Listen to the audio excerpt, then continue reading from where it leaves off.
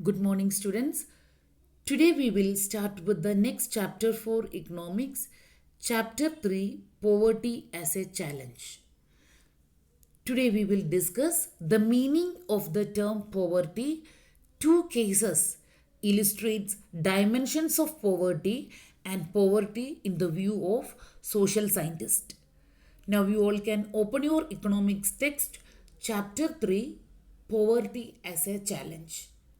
This chapter deals with one of the most difficult challenges faced by independent India, that is poverty. In our daily life, we come across many people who we think are poor. They could be landless laborers in villages or people living in overcrowded slums in cities. They could be daily wage workers at construction sites or child workers in dabas. They could also be beggars with children in tatters. It means we see poverty all around us. Now let's analyze the meaning of the term poverty. How can we define poverty? Poverty is the deprivation of common necessities that determine the quality of life, including food, clothing, shelter, and safe drinking water, and also include the deprivation of opportunities to learn and to obtain better employment and medical facilities. So, in very simple terms, poverty is a condition where people's basic needs, such as food, clothing, and shelter, are not being met. This situation is known as poverty. Poverty will vary from country to country. Poverty is a worldwide challenge. However, it is more severe in India. Food, clothing, and shelter are the essential parameters for any individual. The inability to attain the basic necessities of life, such as food, clothing, and shelter, is known as poverty. When it comes to India, we have the kind of huge population lives in poverty. Nearly one third of the world's poor lies in India, of which you have every 1 in 11 child that is working and every 1 in 4 person is poor. It is a fact that every fourth person in India is poor. Half of child deaths under 5 are due to malnutrition. We have some of the pockets which are really poor. We have Rajasthan, Madhya Pradesh, Uttar Pradesh, Bihar, Jharkhand, Odisha, Chhattisgarh, and West Bengal are the major states affected by poverty. India is the largest populated country after China. Currently, in India, we have 1.36 billion population as per the latest analysis. Moving on to understand the percentage of people who is not able to get sufficient amount of food per day are nearly 270 million people. In simple words, it is 27 crores.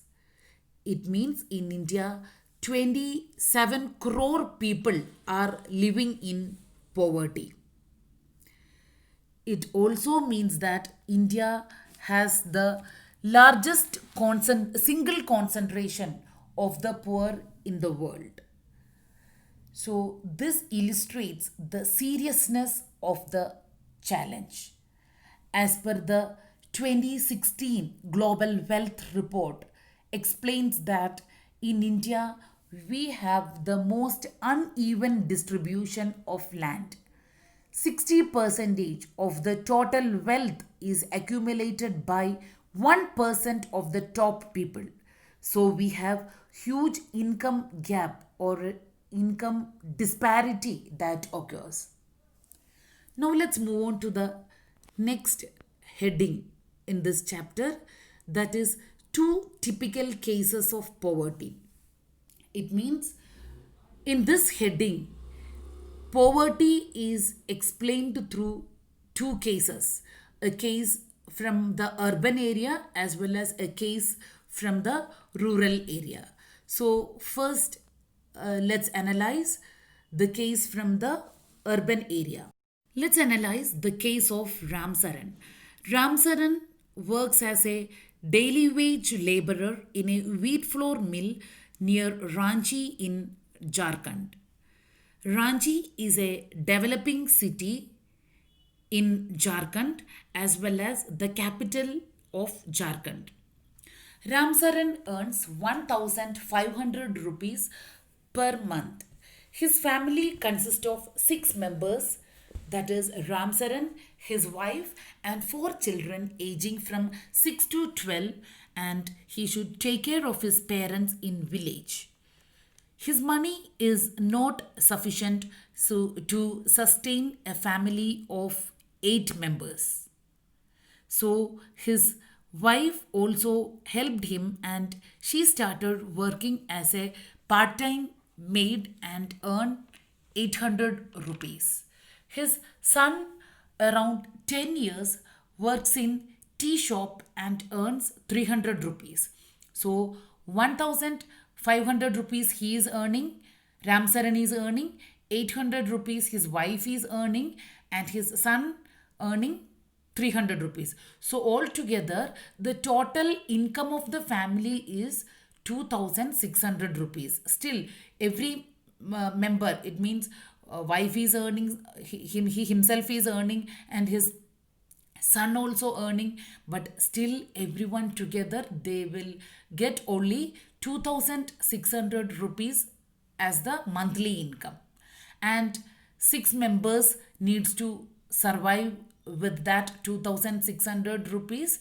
And his younger daughter, who is 8 years old, she looks after the other 2 small children in his family, and he also should send some amount to his aged parents in village. So it means from this meager amount of 2600 rupees he need to take care of 8 members. So his, not only this financial crisis they are facing, his children are not going to school, so it means they are even deprived of education as well as medical facilities. His children deprived from healthcare facilities when they fall ill, and they don't have proper clothes also to wear.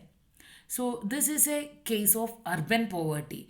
Now let's move on to another example, a case from the rural area.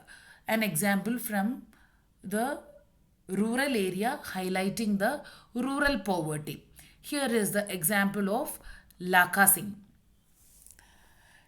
Laka Singh belongs to a small village near Meerut in Uttar Pradesh. And in this case also, Laka Singh is the head of the family and he does not own any land. From this it is very clear for us that when we does not own any land, we have to work under any rich landlord who owns large acres of land.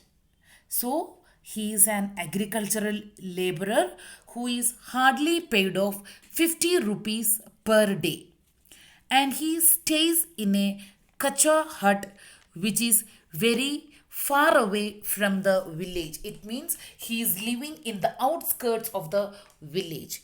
His father was a TB patient and passed away due to lack of medicine.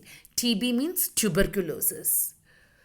Though the village has a primary school, Laka never went there. It means he did not gain any education. Laka Singh started earning at the age of 10 years. Now his mother also suffering from tuberculosis, where the expenses could not be met for her medical treatment.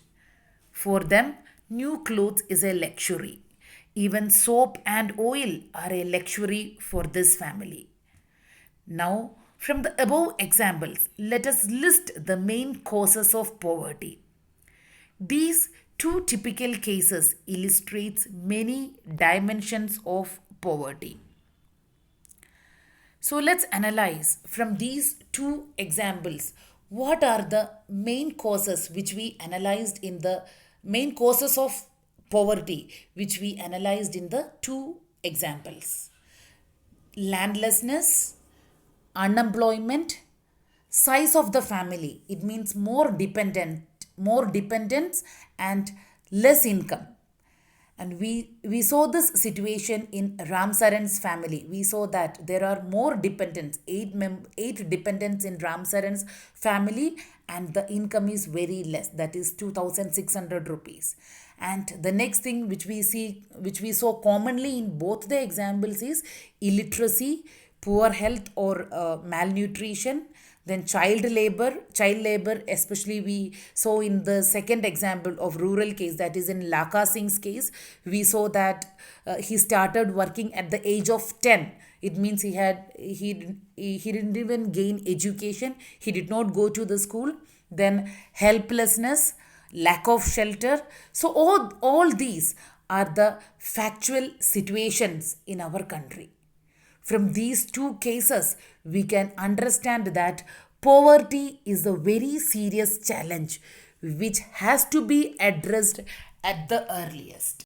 The next heading is poverty as seen by social scientists. Now we will understand poverty from different perspective. Poor people are in a situation which they are ill treated at almost every place in hospitals, factories, government offices, railway stations, and so on. Mahatma Gandhi always insisted that India would be truly independent only when the poorest of its people become free of human suffering. Social scientists always look poverty with different parameters. Now we are analyzing the poverty conditions through indicators. If these are found, definitely they are suffering from poverty. The first and the fundamental reason is why the people are caught in the clutches of poverty is illiteracy. It means the parents who are living in utter poverty, they are not able to send their children to school. So the foremost reason of people living in poverty is illiteracy. Next is the lack of general resistance. It means a lack of resistance of human body against diseases. This is due to malnutrition. Next is lack of access to health care. We can say it is an extension of malnutrition. It means people don't have proper money and awareness to go to a hospital. Even if they approach a public healthcare center, sometimes the poor people are ill treated over there. The next is lack of job opportunities. As I mentioned earlier, when there is no literacy, there is no possibility to get a better job. You are always stuck with some jobs that you know at very less wages. There is no possibility to grow beyond a limit. So when there is illiteracy among the poor people, or else illiteracy is common among the poor people, so there is no possibility for them to go ahead for a better job. They are forced to do the work which they know at a very nominal wage. So next reason and the foremost reason is safe drinking water and sanitation. Nowadays, to get safe drinking water is very difficult, and that too to the people living in slum areas. They get 2 days once water, and that time we can find long queue or people walk miles to get water. And the last problem is the sanitation problem. When we are living in a outer part of the city or is the outskirts of the city, where everything is left out, and you stay at a place where there is no proper drainage, and every dust will be dumped there, and which is unsanitized, so obviously you are prone to get diseases. So illiteracy, lack of general resistance, malnutrition, lack of healthcare facilities, lack of job opportunities, and lack of access to safe drinking water and sanitation. These all are the indicators to say that this particular social group is under poverty.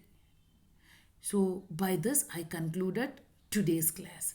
Now, let's have a quick recap of today's class in very few points, in very few sentences. In our daily life, we see poverty all around us.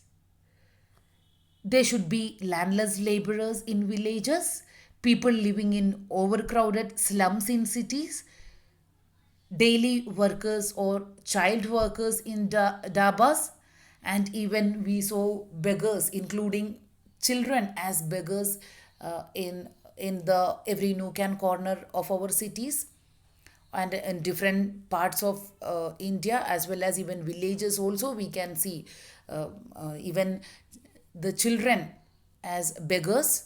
So according to all these facts is highlighting that in India, poverty is existing to a great extent. And in India, every fourth person is poor.